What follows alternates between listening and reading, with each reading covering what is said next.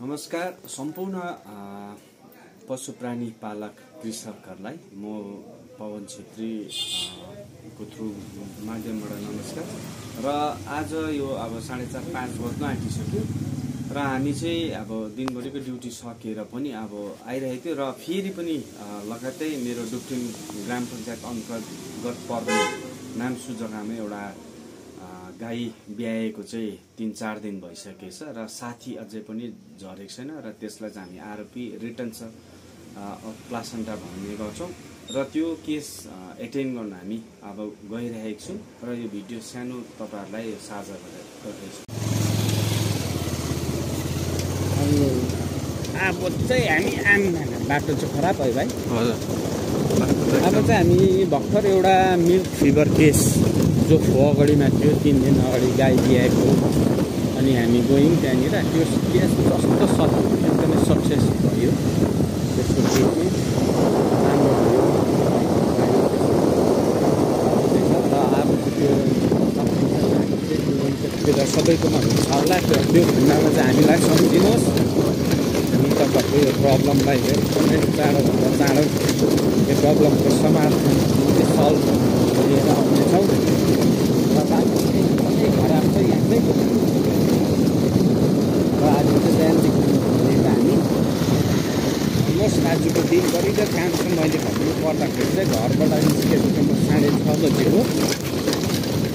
तर यस्तो बाटो भोकै पनि छ आज चाहिँ हामी टाइमले खानु लाग्दैन। त्यस्तो बाटो छ।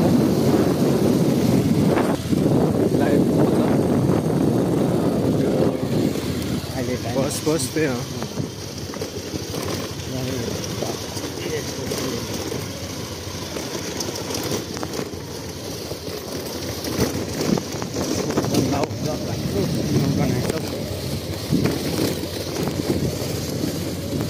यो बाटो चाहिँ बुङकुलुङ नाम्सु जाने बाटो हो।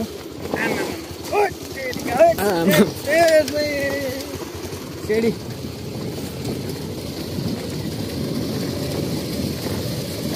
सिधै सुकिया ब्लक पर्ने धजे नागरी पोखरी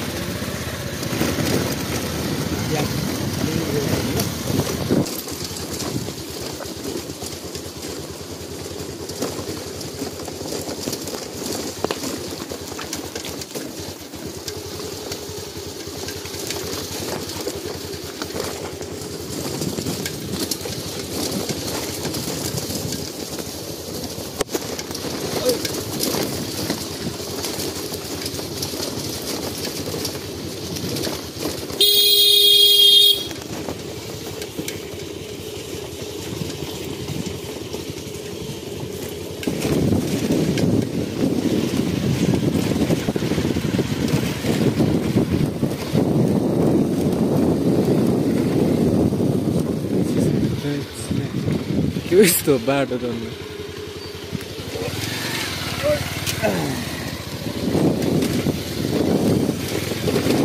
बिचरा।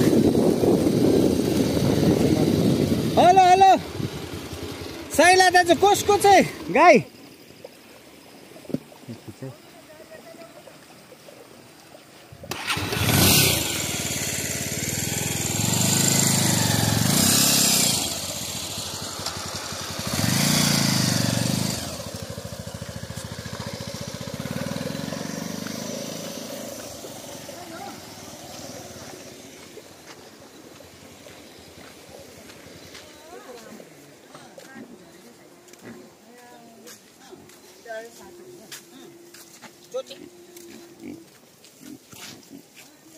लुके नि हामीलाई देख्यौँ।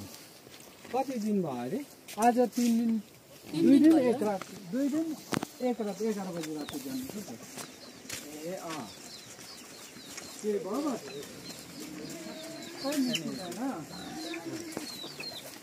हेलमेट र चाबी यहाँ राख्नु है।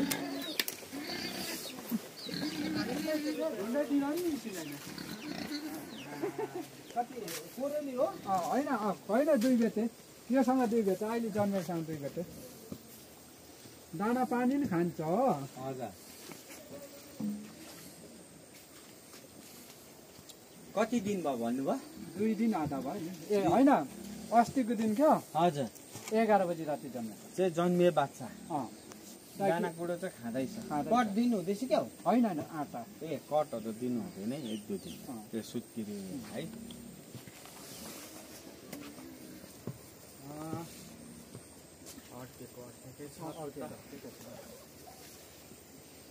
यसलाई त लम्पी पनि भएको थियो है?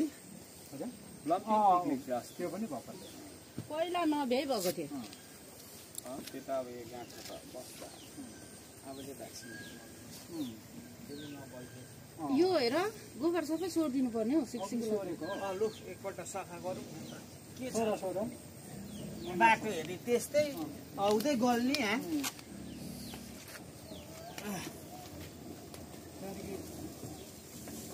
अब तयारी भएर चाहिँ गरिदिन्छ। लु चाहिँदैन। भाइ एकछिन mendak benar kok आउँछ फेरि झगडा बुङ्गिङ गयो कि बाँड्दै नबाँड्नु प्रसाद भनेको सबैको हो त्यो नबाँडेको नाङ्लामा ठक्रा कुरो त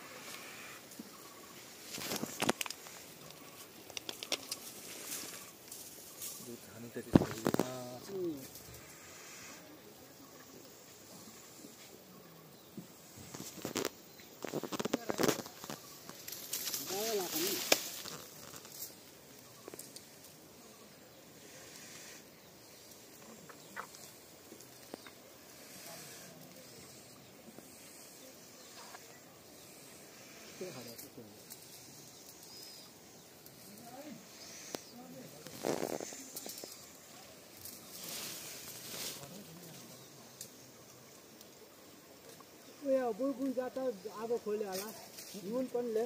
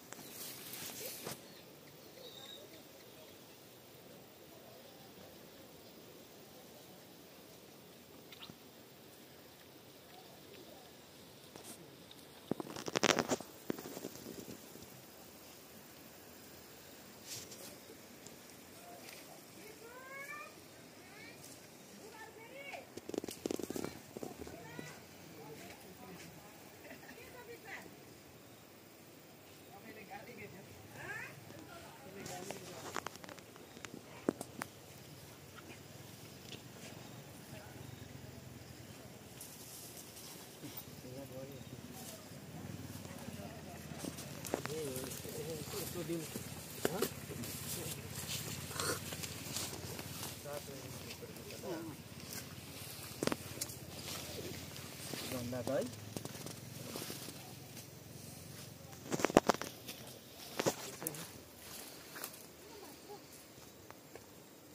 हिजै बोलाउनु पर्ने हो भइएन अरू काम गरिरहेको सिधै आएको हो भन्दा सक्दैन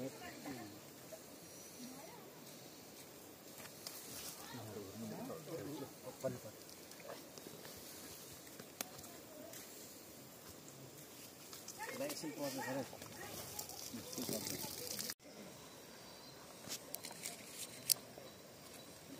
आटा काट्नु गर्नु होइन यहीँ फेल हो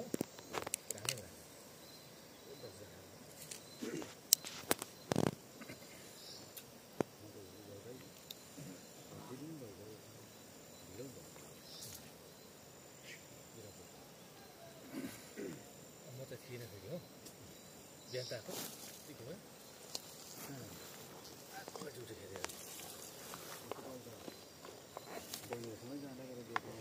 लगेर गएँ त्यहाँदेखि फेरि ओह्रालो सिधै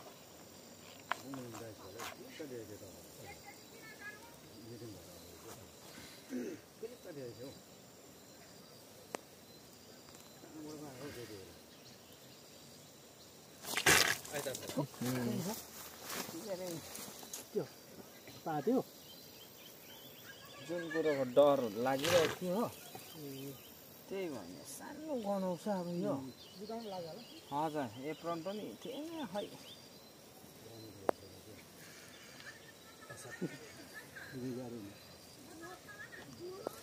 बाबु ट्याब्लेट बोल्नुहोस्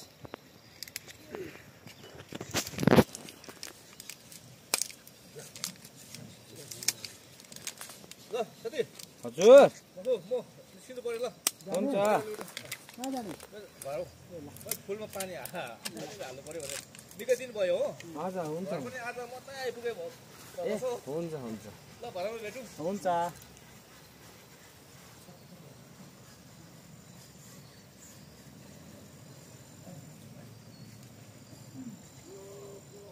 यो दबाईले चाहिँ अब तपाईँको पाठ्यघरको समस्या चाहिँ सब सल्भ हुन्छ ल लानु